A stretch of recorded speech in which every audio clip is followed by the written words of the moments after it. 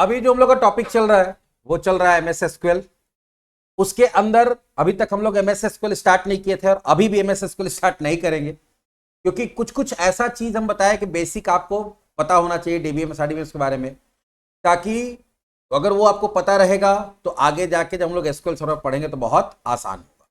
उसमें हम लोग पहले क्या देखे, डेटाबेस क्या होता है, डेटाबेस मैनेजमेंट सिस्टम क्या होता है, फिर किस किस तरह का डेटाबेस होता है, टाइप ऑफ डेटाबेस कौन कौन सा होता है। उसके बाद हम लोग रिलेशनल कौन कौन सा डेटा मॉडल होता है, फिर रिलेशनल डेटा मॉडल पढ़े। पिछले सेशन में हम लोग ईआर डायग्राम के बारे में पढ़े। आज भी कुछ थ्योरेटिकल पार्ट है जो हम लोग कवर करेंगे। इसमें एक होता है एसक्यूएल, जैसे एमएस एसक्यूएल सर्वर तो सॉफ्टवेयर का नाम है, लेकिन एक एसक्यूएल भी होता है वर्ड, जिसके बारे में जानना बहुत जरूरी है। कोई भी आरडीबीएमएस या डीबीएमएस सॉफ्टवेयर है, उस पर अगर आपको काम करना है तो काम करने के लिए आपको क्वेरी लिखना पड़ता है। यहां प्रोग्राम नहीं लिखना पड़ता, यहां क्या लिखना पड़ता है, क्वेरी। ठीक है, अब क्वेरी जब लिखते हैं तो क्वेरी को लिखने के लिए एक स्टैंडर्ड लैंग्वेज है जिसका नाम है एसक्यूएल। क्या है? Structured query language. ठीक है, तो फुल फॉर्म क्या होता है? Structured query language. और एसक्यूएल एक ऐसा लैंग्वेज है जो कॉमन है इन ऑल आरडीबीएमएस सॉफ्टवेयर्स। अगर इसको तुम एक जगह सीखते हो तो लगभग, अगर एक जगह सीख रहे हो तो लगभग वही चीज, जैसे मान लो अभी हम लोग एमएस एसक्यूएल सर्वर पढ़ेंगे जो माइक्रोसॉफ्ट का है, लेकिन अगर यहां पर सीख लेंगे तो लगभग सेम चीज माई एसक्यूएल में भी होता है। सेम क्वेरी लिखना पड़ता है, सेम कोड लिखना पड़ता है, लगभग वही कोड तुमको ओरेकल के अंदर लिखना पड़ता है। समझ में आ रहे हो? लगभग वही कोड तुमको एमएस एक्सेस के अंदर लिखना पड़ेगा। क्यों? क्योंकि एसक्यूएल कॉमन है। हाँ, सारा जो सॉफ्टवेयर है उसमें थोड़ा बहुत अपने हिसाब से मॉडिफाई किया है, तो माइनर कहीं कहीं सिंटेक्स का चेंजेस हो जाएगा, कुछ एडिशनल चीज कहीं पे मिलेगा कहीं पे नहीं मिलेगा, लेकिन बेसिक जो है वो सब जगह क्या है? कॉमन है। बेसिक क्या है? कॉमन है। जो बेसिक स्टेटमेंट्स होता है वो सब जगह कॉमन है। कुछ फीचर सब में अलग अलग मिलेगा, सबका अपना अपना इंप्लीमेंटेशन है, सब अपना अपना अलग अलग नाम से उसको यूज करता है। जैसे एमएस एसक्यूएल में यूज करें उसको एसक्यूएल ना बोल के टीएसक्यूएल बोलते हैं, ट्रांजिट एसक्यूएल। समझ में आ रहा है? अगर तुम इसी को ओरेकल में यूज करोगे तो वहां पे क्या बोलता है? उसको पीएलएसक्यूएल बोलता है, प्रोसीजरल लैंग्वेज एसक्यूएल बोलता है। तो ये सब जगह थोड़ा थोड़ा अलग होता है। तो सबसे पहले हम लोग जो एसक्यूएल क्या होता है उसको समझते हैं, और एसक्यूएल कितने तरह का होता है उसको समझते हैं। एसक्यूएल क्या है? SQL is a short form of structure query language. SQL क्या है? Short form of structure query language है, and it is pronounced as sequel. बहुत जगह उसको एसक्यूएल या सीक्वेल भी बोलते हैं। बहुत लोग उसको क्या बोलता है? सीक्वेल। क्या बोलता है? सीक्वेल। थोड़ा सा जो ज्यादा पढ़ लिख लेता है वो लोग क्या बोलता है? सीक्वेल। बहुत लोग उसको एसक्यूएल भी बोलता है, या उसको आप स्ट्रक्चर क्वेरी लैंग्वेज भी बोलते हैं। तो एसक्यूएल बोलो, सीक्वेल बोलो, स्ट्रक्चर क्वेरी लैंग्वेज बोलो, सारा क्या है? एक ही चीज है। यह है क्या? तो this database language is mainly design for maintaining the data in relational database management system. जो आरडीबीएमएस होता है, डीबीएमएस के बाद क्या हुआ? उसका एडवांस वर्जन होता है आरडीबीएमएस। डीबीएमएस जो डेटाबेस को मैनेज करने के लिए जो सिस्टम होता है, आरडीबीएमएस भी डेटाबेस को मैनेज करने के लिए सिस्टम होता है, बट उसमें एक चीज होता है कि जो भी डेटा स्टोर होगा वो रिलेशन के फॉर्म में होगा। किस फॉर्म होगा? रिलेशन। रिलेशन मतलब क्या हो गया? टेबल के फॉर्म में ही। तो कोई भी ऐसा डीबीएमएस जो डेटाबेस को या डेटा को हमेशा टेबल के फॉर्म में ही रखता है, रो कॉलम के फॉर्म में ही रखता है, या उसी के फॉर्म में आपको काम करने का परमिशन देता है, उसको क्या बोलते हैं? आरडीबीएमएस बोलते हैं, रिलेशनल डेटाबेस मैनेजमेंट सिस्टम। तो कोई भी आरडीबीएमएस है उसके अंदर आपको डेटाबेस डिजाइन करने के लिए या डेटाबेस पे काम करने के लिए जो लैंग्वेज मिलता है उसी को क्या बोलते हैं? एसक्यूएल बोलते हैं। It is a special tool used by the data professional for handling structured data which is stored in the form of table। तो कोई भी ऐसा आरडीबीएमएस है तो डेटा तुम्हारा टेबल के फॉर्म में होगा। तो जो डेटा टेबल के फॉर्म में है उसको हैंडल करने के लिए जो डेटा प्रोफेशनल है, मतलब डेटाबेस डिजाइनर है, डेटाबेस डेवलपर है, वो किसका यूज करता है? एसक्यूएल का यूज करता है। It is also design for stream processing in RDBMS. जो तुम्हारा डेटा आ रहा है जा रहा है उसको कैसे प्रोसेस करना है, उसको आरडीबीएमएस में प्रोसेस करने के लिए भी बनाया गया। You can easily create and manipulate the database. इसके थ्रू हम लोग क्या कर सकते हैं? बहुत इजीली डेटाबेस बना सकते हैं, डेटाबेस को मैनिपुलेट में कुछ चेंजेस कर सकते हैं। Access and modify the table. Table से डेटा निकाल सकते हैं, उसमें टेबल में डेटा इंसर्ट कर सकते हैं, डिलीट कर सकते हैं, अपडेट कर सकते हैं। ठीक है, तो वही रो एंड कॉलम में डेटा रख सकते हैं, निकाल सकते हैं, मॉडिफाई कर सकते हैं। This query language become the standard for ANSI in the year 1986 and ISO in the year 1987। इसको दो संस्था जो है वो स्टैंडर्ड लैंग्वेज होने का मान्यता दिया है। 1986 में एएनएसआई नाम का जो संस्था है वो इसको स्टैंडर्ड लैंग्वेज माना है, और आईएसओ कब माना? 1987 में। इसीलिए आज के डेट में लगभग जितना भी तुम्हारा आरडीबीएमएस सॉफ्टवेयर सब इसी को यूज करता है। अब सीक्वल में आपको पढ़ना क्या होता है? सीक्वल में आपको पढ़ना होता है कमांड्स। क्या होता है? कमांड से उसको स्टेटमेंट्स बोलते हैं। क्या बोलते हैं? स्टेटमेंट्स। यहां अलग अलग काम के लिए अलग अलग स्टेटमेंट आपको सीखना होगा, ठीक है। और वो स्टेटमेंट्स या कमांड्स जो है उसको अलग अलग कैटेगरी में क्या किया गया? बांटा गया है। तो एसक्यूएल में देखो कि कुछ मुश्किल से अगर देखोगे मोटा मोटी कमांड जो है वो 10-12 कमांड, 10-12-15 कमांड है, उससे ज्यादा नहीं है, वही मोटा मोटी। बाकी उसके साथ बहुत सारा एडिशनल चीज होता है, लेकिन मोटा मोटी कितना कमांड है? कमांड में 10-15 ही कमांड है। और 10-15 कमांड को क्या किया गया? अलग अलग ग्रुप में बांटा गया उसके काम के आधार पर। तो उसको क्या बोलते हैं? Types of SQL. तो टाइप्स ऑफ एसक्यूएल में देखोगे तो there are 5 types of SQL commands, ठीक है। टाइप ऑफ एसक्यूएल नहीं हो सकता, टाइप ऑफ एसक्यूएल कमांड हो सकता है। पहला होता है डीडीएल, दूसरा होता है डीएमएल, तीसरा होता है डीक्यूएल, चौथा होता है डीसीएल और पांचवा होता है टीसीएल। डीडीएल का फुल फॉर्म होता है डेटा डेफिनेशन लैंग्वेज, डीएमएल का फुल फॉर्म होता है डेटा मैनिपुलेशन लैंग्वेज, डीक्यूएल का फुल फॉर्म होता है डेटा क्वेरी लैंग्वेज, डीसीएल का फुल फॉर्म होता है डेटा कंट्रोल लैंग्वेज और टीसीएल का फुल फॉर्म होता है ट्रांजैक्शन कंट्रोल लैंग्वेज। ये कैटेगरी है जिसके अंदर कुछ कमांड डीएल में आता है, कुछ कमांड डीएमएल में आता है, कुछ कमांड डीक्यूएल में आता है, कुछ कमांड डीसीएल में आता है और कुछ कमांड टीसीएल में आता है। और सब काम के आधार पर कैटेगराइजेशन किया गया। तो पहला हमारा क्या है? DDL, data definition language. नाम से ही समझ में आ रहा है कोई भी चीज को डिफाइन करने के लिए, डेटा को डिफाइन करने के लिए इसका यूज होता है। DDL statements are used to define and modify the structure of database objects. कोई भी चीज, जैसे मान लो आपको डेटाबेस बनाना है, टेबल बनाना है, ठीक है, आगे जाके कोई भी चीज बनाना है, जैसे यहां पे डेटाबेस बनेगा, टेबल बनेगा, डेटा टाइप बनेगा, रूल बनेगा, फंक्शन बनेगा, कांस्टेंट बनेगा, बात समझ में आ रहा है, प्रोसीजर बनेगा, ट्रिगर बनेगा, व्यू बनेगा। तो कोई भी चीज को बनाने के लिए, ठीक है, या कोई भी चीज का स्ट्रक्चर में बदलाव बना दिए फिर बाद में उसमें कुछ चेंजेस करना है, या कोई भी चीज को डिलीट करना है, जो स्ट्रक्चर है डेटाबेस टेबल ये सब स्ट्रक्चर होता है।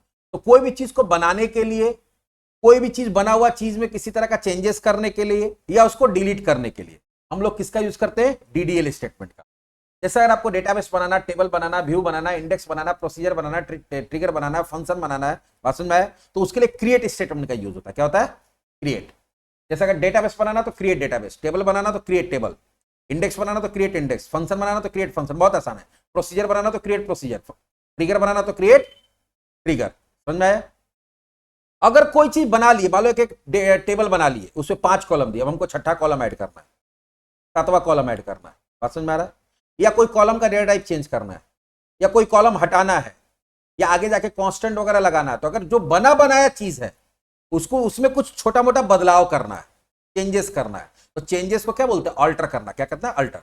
अगर डेटाबेस में कोई चेंजेस करना है तो अल्टर डेटाबेस, टेबल में चेंजेस करना है तो अल्टर टेबल, प्रोसीजर में चेंजेस करना तो अल्टर प्रोसीजर, ट्रिगर में चेंज करना तो अल्टर ट्रिगर, इंडेक्स में चेंज करना तो अल्टर इंडेक्स, व्यू में चेंज करना तो अल्टर व्यू, रूल में चेंज करना तो अल्टर रूल। बात समझ में आ रहा है? तो हम लोग अल्टर करके किसी तरह का चेंजेस कर सकते हैं। और कोई भी चीज बना बनाए इसको डिलीट करना है, आपको टेबल डिलीट करना है तो ड्रॉप टेबल, डेटाबेस डिलीट करना है ड्रॉप डेटाबेस, प्रोसीजर डिलीट करना है ड्रॉप प्रोसीजर, फंक्शन डिलीट करना है drop procedure function, drop procedure, drop trigger, drop index. Simple है। तो कोई भी चीज को बनाने के लिए, कोई भी स्ट्रक्चर को, उसमें किसी भी तरह का चेंजेस करने के लिए या उसको हटाने के लिए, डिलीट करने के लिए हम लोग किसका यूज करते हैं? डीडीएल। ये सारे कमांड आगे यूज करके बताएंगे, अभी सिर्फ इंट्रोडक्शन है। तो मान लो कि हम टेबल बना लिए, डेटाबेस बना लिए। अब टेबल डेटाबेस बना लिए, अब उसमें डेटा इंसर्ट करना है। मान लो टेबल बना ली, उसमें रो डालना है, उसमें कॉलम उसमें रो डाल दिए, उसमें कुछ चेंजेस करना है। तो जब डेटा पे काम होता है, देखो स्ट्रक्चर अलग चीज होता है, जो रखने का जगह बना रहे हैं हम लोग, अलग अलग चीज। और अब उसमें क्या है कि कोई टेबल बना लिए, क्या बना लिए? टेबल। ये ज्यादातर टेबल पे रिलेशन पे काम करता है। ये डीएमएल जितना काम करेगा ये डेटाबेस पे काम नहीं करेगा, ये प्रोसीजर पे काम नहीं करेगा, ट्रिगर पे काम नहीं करेगा, सिर्फ किस पे काम करेगा? टेबल पे। एक बार जब टेबल बना लिए, अब टेबल में आपको क्या करना है? रो डालना। क्या डालना है? रो। तो उसके लिए इंसर्ट कमांड का यूज करेंगे। क्या यूज करेंगे? इंसर्ट। इंसर्ट मतलब इंसर्ट करना। अपडेट, हम डेटा डाल दिए, कोई स्टूडेंट आया बोला कि सर मेरा मोबाइल नंबर चेंज कर दीजिए, मेरा एड्रेस चेंज कर दीजिए, होता है सर मेरा नाम में थोड़ा सा स्पेलिंग मिस्टेक होगा, उसका चेंज कर दीजिए। तो अगर डाला हुआ डेटा इंसर्ट किया और डेटा में किसी भी तरह का बदलाव करना है, किसका यूज करते हैं? अपडेट का। और अगर कोई रिकॉर्ड को डिलीट करना है, कोई रो हटा देना, कोई स्टूडेंट एडमिशन लिया, 2 क्लास किया, फिर गायब हो गया, अब उसको हमको क्या करना है? उसका रिकॉर्ड को डिलीट कर देना।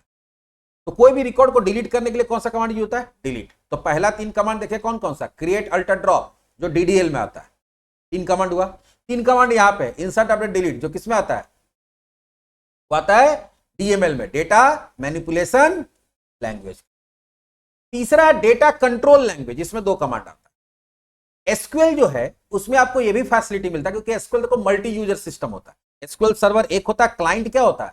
बहुत सारा होता है, बहुत सारा उसमें यूजर होता है, अलग अलग यूजर काम करने के लिए सर्वर में लॉग इन करता है। अब सारे यूजर को अगर सारा डेटा पे काम करने का परमिशन रहेगा तो गड़बड़ हो जाएगा। तो बहुत जगह क्या होता है कि भाई अलग अलग डेटा है, अलग अलग टेबल है, तो उस पर अलग अलग लोग काम करता है, और हम चाहते हैं कि मान लो कि जिसको जिस टेबल पे परमिशन दिया गया उसी पे काम कर पाए, दूसरे पे काम ना कर पाए। जैसे मान लो बैंक है, तो बैंक में तो बैंक मैनेजर भी है, कैशियर भी है, सर्विस मैनेजर है, क्लर्क है, अलग अलग पोस्ट होता है। अब सब काम थोड़ी कर पाएगा, सब काम नहीं करेगा, सबको लिमिटेड एक्सेस रहेगा। तो मान लो कि आपके पास कोई डेटाबेस है, उसमें 4-5 टेबल है, तो उसे और तुम्हारा 10 तो यूजर है, तो कौन यूजर किस टेबल पे क्या काम कर सकता है और क्या काम नहीं कर सकता है। जैसे मान लो कि मेरे पास एक टेबल है स्टूडेंट, ठीक है, तो हम लोग क्या चाहते हैं कि जो मेरा, तुम लोग भी लॉग इन कर रहा है, वेबसाइट बनाए हैं हम लोग, मान लो हम एक वेबसाइट बनाए, उसमें हम लोग भी लॉग इन कर रहे हैं, तुम लोग भी लॉग इन कर रहे हो। फिर हम लोग क्या क्या चाहते हैं कि जो स्टूडेंट टेबल है उससे स्टूडेंट अपना डेटा खाली निकाल सके, ठीक है, और उसमें अगर कुछ गड़बड़ दिख रहा है अपना एडिट प्रोफाइल कर सके, मतलब क्या कर सके, डेटा रिट्रीव कर सकता है और डेटा क्या कर सकता है, अपडेट कर सकता है। डेटा नया डाल नहीं सकता है, डेटा को डिलीट नहीं कर सकता। तो वहां पर हमको क्या कर सकते हैं, उस टेबल पर परमिशन दे सकते हैं कि कौन सा यूजर किस टेबल पे क्या कर सकता है, इंसर्ट कर सकता है, अपडेट कर सकता है, डिलीट कर सकता है, या कुछ भी नहीं कर सकता। हम कोई टेबल ऐसा जिसको लॉक रखना चाहते हैं, हम नहीं चाहते कि कोई सारा यूजर देख पाए, हम चाहते हैं 2 ही यूजर उसका डेटा उस टेबल पे काम कर पाए। तो कोई भी टेबल पे जनरली 3 तरह का परमिशन होता है, इंसर्ट, डिलीट और अपडेट। तो किसी भी टेबल पे या किसी भी डेटाबेस पे कौन सा यूजर क्या कर सकता है और क्या नहीं कर सकता है, उसके लिए परमिशन देना पड़ता है। और परमिशन अगर जो चीज हटाना, जो चीज नहीं कर सकता है, उसके लिए परमिशन क्या होता है, हटाना होता है। तो परमिशन देने के लिए हम लोग ग्रांट यूज करते हैं, क्या करते हैं, ग्रांट करना। अब परमिशन हटाने के लिए किसका यूज करते हैं, रिवोक। तो ये भी चीज करके दिखाएंगे आगे जाके। तो जब हम लोग अपने डेटाबेस को सिक्योर रखना चाहते हैं, अलग अलग यूजर काम करता है, तो किसी परमिशन को, किसी यूजर को किसी टेबल पे कुछ काम करने का परमिशन देना चाहते हैं, कुछ काम करने का परमिशन हटाना चाहते हैं, तो उसके लिए किसका यूज होता है, ग्रांट और रिवोक। तो ग्रांट और रिवोक किसके अंदर आता है, ग्रांट और रिवोक आता है डीसीएल, डेटा कंट्रोल लैंग्वेज। आप कंट्रोल लगा रहे हैं कि कौन क्या काम कर सकता है और क्या काम नहीं कर सकता, आप ये कंट्रोल कर रहे हैं, तो उसके लिए ग्रांट और रिवोक 2 ही होता है। तो 3 3 6 2 8 देखे। चलो 9th कमांड जो बहुत ज्यादा यूज होगा वो है सेलेक्ट कमांड। क्या है, सेलेक्ट। और सेलेक्ट का बहुत सारा चीज हम लोग को पढ़ना पड़ता है, सेलेक्ट के साथ बहुत सारा चीज आता है, ठीक है, क्लॉजेस। अगर आप डेटा स्टोर कर दिए हैं, अब आपको डेटा निकाल के देखना है, तो कोई भी डेटाबेस का किसी टेबल से या रिलेशन से डेटा को निकालने के लिए अलग अलग ढंग से निकाल सकते हैं, लेकिन अगर डेटा को निकालना है, रिट्रीव करना है, तो रिट्रीव करने के लिए हम लोग किसका यूज करते हैं, सेलेक्ट स्टेटमेंट का। किसका करते हैं, सेलेक्ट। और सेलेक्ट स्टेटमेंट जो है, इसके साथ बहुत सारा क्लॉज आता है, जैसे वेयर क्लॉज आता है, ऑर्डर बाई आता है, ग्रुप बाई आता है, हैविंग आता है, ठीक है। तो वो बात का बात है, या बहुत सारा फंक्शंस हम लोग इसमें यूज करते हैं, तो वो अलग चीज हो गया। लेकिन मेनली जो मेरा यहां पे क्या है, सेलेक्ट कमांड। सेलेक्ट कमांड का यूज करके आप डेटाबेस से डेटा निकाल सकते हैं। जो डेटा आप स्टोर किए हैं, स्टोर किस लिए करते हैं कि जब जरूरत होगा तो हम उसमें निकाल पाएंगे, निकाल के देख पाएंगे या उसका उपयोग कर पाएंगे। तो डेटाबेस से डेटा रिट्रीव करने के लिए, डेटाबेस के टेबल से या रिलेशन से, हम लोग किसका यूज करते हैं, सेलेक्ट कमांड का। और सेलेक्ट कमांड जो होता है वो किसके अंदर आता है, DQL, data query language, refer to the subset of SQL statement specifically design for querying and retrieving data from database. Database से डेटा को रिट्रीव करने के लिए, क्वेरी, क्वेरी मतलब होता है मांगना या सवाल पूछना, तो डेटा निकालने के लिए यूज करता है। इसमें सिर्फ एक ही कमांड होता है, कौन सा होता है, सेलेक्ट। सिर्फ क्या होता है, सेलेक्ट। लास्ट जो कैटेगरी है वो है TCL, ट्रांजैक्शन कंट्रोल लैंग्वेज। अब ट्रांजैक्शन कंट्रोल लैंग्वेज के लिए छोटा मोटा पहले इसमें 3 ही कमांड आता है, कमिट, रोलबैक और सेव पॉइंट। अब ट्रांजैक्शन एक बड़ा टॉपिक है, लेकिन मोटा मोटी थोड़ा बहुत हम बता देते हैं कि जब बड़ा सॉफ्टवेयर बनता है तो क्लाइंट जो है एक बार में मल्टीपल कमांड सर्वर को भेजता है काम करने के लिए। मान लो कि एक एग्जांपल से समझाते हैं कि तुम बैंक में अपने अकाउंट से किसी दूसरे अकाउंट में पैसा ट्रांसफर कर रहे हो, तो वहां 2 कमांड रन होगा। एक कमांड जो रन होगा, अपडेट कमांड, जो तुम्हारे अकाउंट से उतना पैसा को माइनस करेगा, अपडेट करेगा, चेंज करेगा, डेटा को चेंज करेगा। तुम्हारा 10,000 बैलेंस है और किसी का 15,000 बैलेंस है, तुम अपने अकाउंट से उसके अकाउंट में 2,000 भेज रहे हो, तो तुम्हारा 8,000 हो जाना चाहिए, बैलेंस, और उसका 17,000 हो जाना चाहिए। मतलब तुम्हारा रिकॉर्ड में से क्या होगा, 2,000 माइनस होगा बैलेंस वाला अमाउंट में से, चेंज होगा वैल्यू 10,000 से क्या होगा 8,000, और उसका क्या होगा, उसका में जुड़ेगा 2,000। तो यहां 2 कमांड जाएगा, क्या जाएगा, 2 कमांड। एक कमांड जाएगा कि भाई इसका में सब अपडेट करो, इसका बैलेंस क्या करो 2,000 माइनस करो, उसका बैलेंस 2,000 क्या करो बढ़ाओ। जब एक से ज्यादा कमांड हम लोग कभी भी भेजते हैं किसी के पास, कोई सर्वर के पास, तो सर्वर उसको रिसीव करता है, प्रोसेस करता है।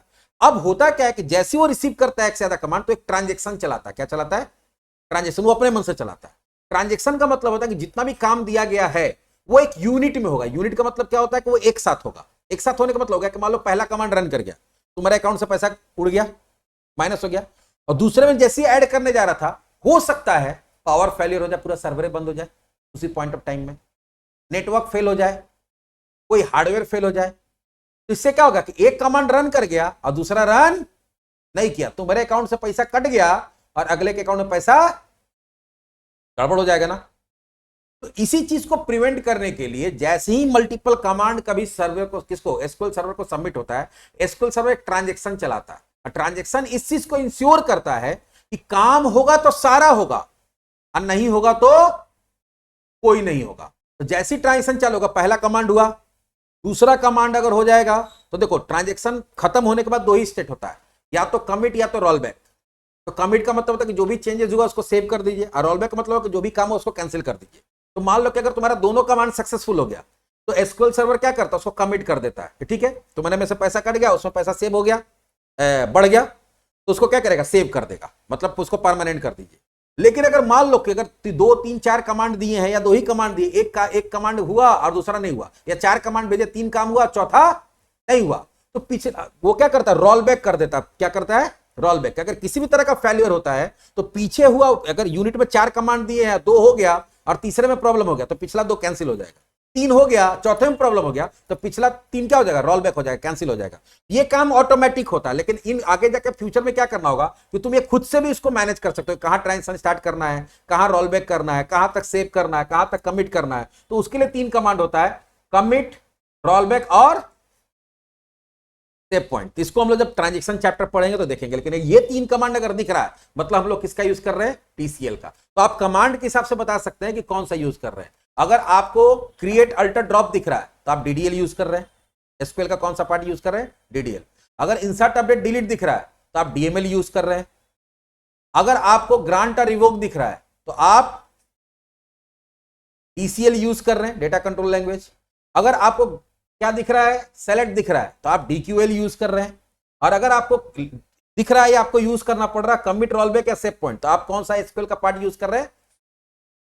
ये मोटा मोटी देखा जाए तो 3, सेलेक्ट 4, ग्रांट रिवोक 6, और 3 किसमें था, डीएमएल में 10, और 3 किसमें था तुम्हारा, डीडीएल में। तो मोटा मोटी 13 कमांड है पूरा एसक्यूएल में। कमांड देखा जाए तो कितना है, 13, लेकिन 13 से ही 1300 काम होता है। काम हमको 1300 सीखना है। ये 13 से ही हम लोग को 1300 काम सीखना है। समझ में आ रहा है, क्लियर है। ये हो गया हमारा एसक्यूएल। क्या है, तो एसक्यूएल एक स्टैंडर्ड लैंग्वेज है जो कोई भी डीबीएमएस या आरडीबीएमएस सॉफ्टवेयर अगर आप सीख रहे हैं, चाहे आप माइस्क्यूएल सीख रहे हैं, चाहे आप एमएस एसक्यूएल सर्वर सीख रहे हैं, चाहे आप ओरेकल सीख रहे हैं, आप पोस्टग्रेस सीख रहे हैं, आप एमएस एक्सेस सीख रहे हैं, इसी लैंग्वेज का उपयोग करना पड़ेगा और यही सब कमांड आपको हर जगह मिलेगा। ठीक है, समझ में आ गया। ये हो गया हमारा क्या, introduction to SQL. SQL language क्या होता है उसके बारे में जाने, और कितने तरह का होता है वो जाने। अब हम लोग का अगला टॉपिक जो होगा वो एसक्यूएल सर्वर जो है उसके बारे में हम लोग पढ़ाई करेंगे। उसके बारे में हम लोग पढ़ाई करेंगे कि एसक्यूएल सर्वर क्या होता है, उसका कितना कंपोनेंट होता है, तब जाके उस पर काम करना शुरू करेंगे। सिंपल बात है ना, अगर गाड़ी चलाना सीखना है तो उसके बारे में जानकारी होना चाहिए। क्लच कहाँ है, ब्रेक कहाँ है, गियर कहाँ है, क्लच का काम क्या है, गियर का काम क्या है, एक्सीलेटर का काम क्या है। जब तक उसी का काम नहीं पता रहेगा तो कैसे पता चलेगा। पता चला कि मारना है ब्रेक, मार दिया एक्सीलेटर, उड़ा दोगे। तो इसलिए पहले हम लोग क्या देखेंगे, एसक्यूएल सर्वर क्या है, उसमें कितना कंपोनेंट होता है, कौन सा कंपोनेंट का क्या काम होता है। तो चलिए मिलते हैं अगले वीडियो में।